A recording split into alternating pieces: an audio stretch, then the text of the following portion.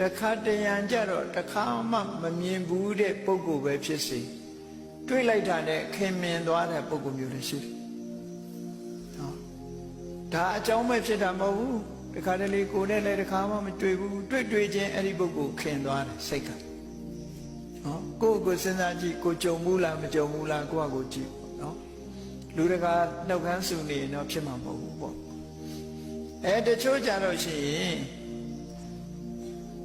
သူ့ဘာသူနေတာပဲကိုယ်နဲ့လည်းဘာမှမဆိုင်ဘူးမြင်တာနဲ့အမြင်ကတ်တဲ့ပုဂ္ဂိုလ်လည်းရှိတယ်နော်မြင်လိုက်တာနဲ့အမြင်ကတ်နေတဲ့ပုဂ္ဂိုလ်လည်းရှိတယ်အဲ့ဒါတွေဟာရှုပ်ဝက်တဲ့အတိတ်အကြောင်းအရာတွေရှိနေတယ်ဆိုတာကိုသတိထားဖို့သူ့ဟာသူဖြစ်တာမဟုတ်ဘူးနော်မသိစိတ်ကဆိုလေပြောမယ်ဆိုရင်ခုခေတ်စကားနဲ့ပြောမသိစိတ်ကလှုံ့ဆော်ပေးနေတာခါတလေအလိုလိုမုန်းအဲ့လူမြင်တာနဲ့မုန်းအဲ့ဒါအတိတ်ကတန်တရာကအမုန်းတွေကလည်းပါလာတတ်တယ်တန်တရာကမေတ္တာတွေကလည်းပါလာတတ်တယ်ဒါကြောင့်မို့တုံးနဲ့တူခင်းနေမင်းနဲ့ဆိုတဲ့နေရာမှာပုပ္ပေဝတန်လိဝသေနပစ္စုပန္နဟိတေနဝါဆိုတဲ့ရသော်ဘုရားကအကြောင်းတစ်ခုရှာပြထားတယ်အတိတ်တုန်းကတူတူနေခဲ့တယ်ခင်ခင်မင်မင်နေခဲ့တဲ့ပုဂ္ဂိုလ်တွေဟာဒီဘဝမှာမြင်လိုက်တာနဲ့ခင်မင်နေနော်ပစ္စုပန္နဟိတတူနဲ့တူကူညီဘူးတယ်လက်ရှိဘဝမှာမေတ္တာတက်ဝင်ခုခေတ်မှာအသစ်ဖြစ်တယ်ဆိုလို့ရှိရင်လေခင်မင်မှုတွေဖြစ်တယ်အဲ့ဒါလိုပဲအတိတ်ဘဝတုန်းကယံဖြစ်ခဲ့ဘူးတယ်ဆိုတဲ့ပုဂ္ဂိုလ်ဟာလေဒီဘဝလည်းပဲယံညှိုးဖြစ်နေတာမြတ်စွာဘုရားနဲ့ဒေဝရပဲကြည့်ဒေဝရရဲ့စိတ်ထဲမှာမြတ်စွာဘုရားပေါ်မှာကြည့်မရအောင်အလိုလိုမုန်းနေတာတန်တရာကအမုန်းလို့ခေါ်တယ်မြတ်စွာဘုရားကတော့ငကိုယ်တည်းကသူ့ကိုတီးခံတယ်ခွင့်လွတ်တယ်တီးခံခွင့်လွတ်ထားသည့်အတွက်ကြောင့်မြတ်စွာဘုရားကတော့ဒေဝရကိုမုန်းတယ်ဆိုစိတ်မ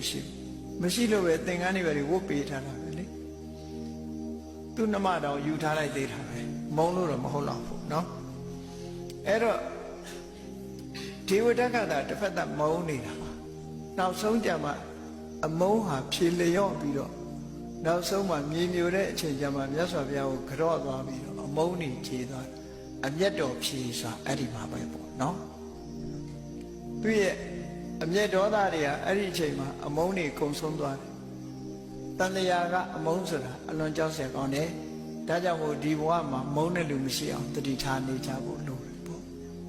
မုန်းတဲ့လူမရှိစေနဲ့ရှိလို့ရှိရင်တန်တရာကအမုန်းဖြစ်သွားလိမ့်မယ်မတည့်တဲ့လူမရှိစေနဲ့မတည့်တဲ့လူရှိလို့ရှိရင်ဥပေက္ခာကိုကျင့်သုံးလိုက်မေ့ထားလိုက်နော်မေ့ထားလိုက်သူလုံးတာတွေပေါ်မှာတောင်းတွင်းတွေလုံနေခက်တာကတန်ရောစဉ်ဆိုတာလူတွေကထင်းနေကြတာတဏှာပဲတန်ရောစဉ်လို့ထင်းနေတာအမုန်းကလည်းတန်ရောစဉ်ပဲအမုန်းတန်ရောစဉ်စဉ်းစားကြည့်လေကိုမုန်းတဲ့လူခဏခဏတတိယဟုတ်လားလူတွေကထင်တာကိုချစ်တဲ့လူပဲတတိယတယ်လို့ထင်တာပဲမုန်းတဲ့လူလည်းတတိယတာပဲအမုန်းနဲ့တတိယတာလေးသူကြတော့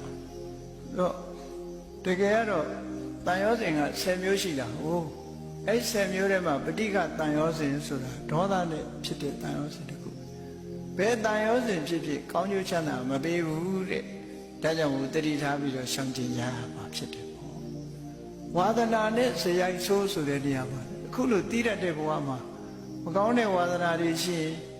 ဝါဒနာကိုမတားနဲ့လို့တော့မလုပ်နဲ့တားတဲ့တားရမယ်ပေါ့ဒီလိုဖြစ်ရ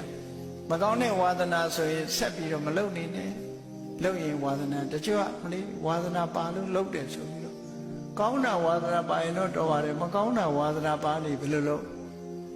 အဲ့တော့ကောင်းမကောင်းကိုပါတဲ့ဝါဒနာဒီသူများကိုထိခိုက်သလားကိုအကျိုးထိခိုက်သလားဆိုတာကိုစွန့်နေတာစွန့်ပြီးတော့ဝါဒနာကိုဖျောက်တဲ့နာဖျောက်ကောင်းတဲ့ဝါဒနာတွေနဲ့အစားထိုးပြီးတော့မကောင်းတာကိုဖယ်ရှားပြစ်ရဝါဒနာဆိုတဲ့ခေါင်းရိုးကြီးကျိုးနေလို့ကတော့မဖြစ်ဘူးတဲ့နော်မကောင်းတဲ့အလေးချင်းတွေကိုသိတဲ့ဘဝမှာပြင်မပြင်လို့ရှိရင်နောက်ဘဝဆက်ပါနေဦးမှာပဲရှင်ပိလိန်နာဝိဆာဆိုတာမကောင်းတဲ့နှုတ်ကြီးကျိုးနေတာလေခုမှကျိုးတာမဟုတ်ဘူးသူကအတိတ်ဘဝကဘဝပေါင်း900 1000ဒီလိုဖြစ်လာခဲ့တာလူမြင်လို့ရှိရင်ငရုတ်မှလို့ခေါ်တယ်သူဟာ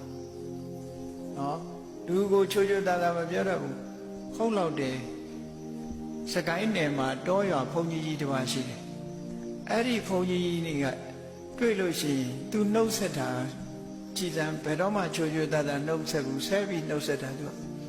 နော်ဟာကောင်ကြီးမသေးသေးဘူးလားဆိုတာမေးအဲ့ဒါနှုတ်ဆက်တာလေနေကောင်းလာလို့မနှုတ်ဆက်ဘူးဆဲပြီးတော့နှုတ်ဆက်အဲ့ဒါလိုလည်းမဖြစ်စေကြနဲ့ဝါသနာကိုကအဲ့ဒီတိုင်းနော်အဲ့ဒါလိုမဖြစ်စေဖို့ကောင်းမြတ်တဲ့ဝါသနာတွေကောင်းမြတ်တဲ့အလေးအထားတွေကိုယ်တဏ္ဍာမှာလေ့ကျင့်မွေးမြူကြရမှာဖြစ်တယ်ပေါ့အေးမြတ်ဗုဒ္ဓရဲ့အဆုံးအမနဲ့အညီချမ်းသာဒုက္ခကိုရှားတယ်ဆိုတာဘာနဲ့ရှားရမှာလဲ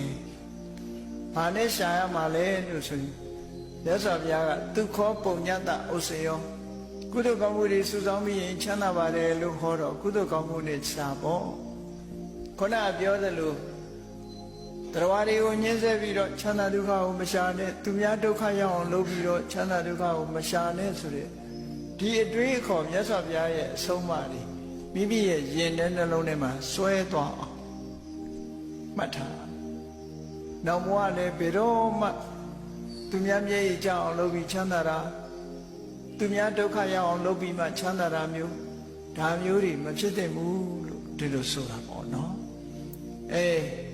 အများကိုကောင်းကျိုးချမ်းသာဖြစ်စေပြီးတော့ကိုယ်ချမ်းသာဒုက္ခရအောင်ကြိုးစားအထောက်အရောင်းတာဝယ်တာဆိုတာတောင်မှပဲကြည့်လေပစ္စည်းကိုမှန်မှန်ကန်ကန်ရောင်းတယ်မှန်မှန်ကန်ကန်ပေးတယ်တရားတမိုးပေးတယ်ဆိုဝယ်တဲ့လူလည်းစိတ်ချမ်းသာကိုယ်လည်းစိတ်ချမ်းသာဟောကောင်းတဲ့နီးနဲ့စီးပွားရှာတာလေအဲ့လိုပုံကိုယ်တွေလည်းအများကြီးရှိပါမရှိဘူးမဟုတ်ရှိတရားသဖြင့်စီးပွားရှာလို့ရသွားတဲ့ပုဂ္ဂိုလ်ဟာလည်းစိတ်ချမ်းသာမှုရှိတယ်အဲ့ဒါလို့လောက်ရဝယ်သူရောရောင်းသူရောမြစ်ပတ်တဲ့စိတ်တော့မထားရဘူးတခါတည်းရင်ရောင်းတဲ့လူကစိတ်ကောင်းရှိတော့လဲဝယ်တဲ့လူကစိတ်ကောင်းမရှိတာလည်းရှိနိုင်သေးတယ်ဒါကတော့မင်းကောင်းရင်ငါမဆိုးပါဘူးလို့မပြောနဲ့မင်းမကောင်းလည်းငါမဆိုးပါဘူးပဲပြောရမှာပဲเนาะသူကောင်းကောင်းမကောင်းကောင်းကိုလည်းမဆိုင်ဘူးကိုကောင်းအောင်လုပ်မယ်ဆိုစိတ်ဓာတ်ကိုထားမြတ်စွာဘုရားဟောတဲ့တန်လေခသုတ်တံမှာအဲ့ဒီတိုင်းပဲမြတ်စွာဘုရားသူကောင်းကောင်းမကောင်းကောင်းငါကောင်းမယ်သူမကောင်းတာနဲ့ငါလည်းဘာမှမဆိုင်ခုခေတ်လူတွေကတော့အဲ့လိုမဟုတ်ဘူးနော်မင်းကောင်းရင်ငါမဆိုးပါတဲ့မင်းဆိုးလို့ငါဆိုးတယ်ပေါ့အထိပ္ပယ်နော်ပြီးတော့ချိန်ချောက်တဲ့စကားလေးကပါသေးတယ်တီးခံတယ်ဆိုတာအတိုင်းတာရှိတယ်နော်တဲ့အကုန်သိမခံမှုဆိုတဲ့အဓိပ္ပာယ်ချိန်ချောက်လိုက်သေးတယ်နော်အဲ့ဒါတွေကမှန်ကန်မှုမရှိဘူးမှန်ကန်မှုမရှိဘူးတီးခံတယ်ဆိုတာငါအတိုင်းတာမထားဘူးဒီလိုပြောမှပဲပို့ပြီးတဘာဝကြနော်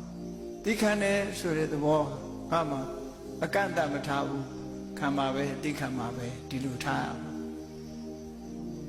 မင်းကောင်းသည်ဖြစ်စေမကောင်းသည်ဖြစ်စေငါကောင်းမယ်ဆိုတဲ့စိတ်ဓာတ်ကိုမွေးပြီးပါမယ်ပေါ့